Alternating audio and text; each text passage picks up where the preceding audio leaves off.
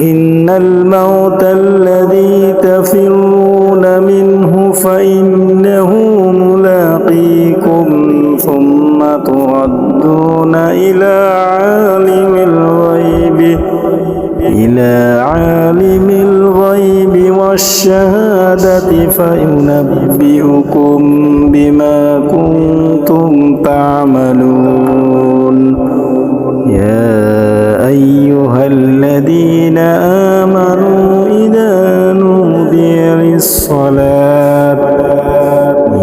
نودي للصلاة من يوم الجمعة فاسعوا إلى ذكر الله وذروا البيع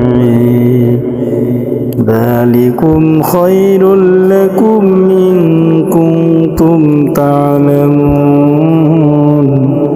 فإذا قضيت الصلاة فانتشروا في الأرض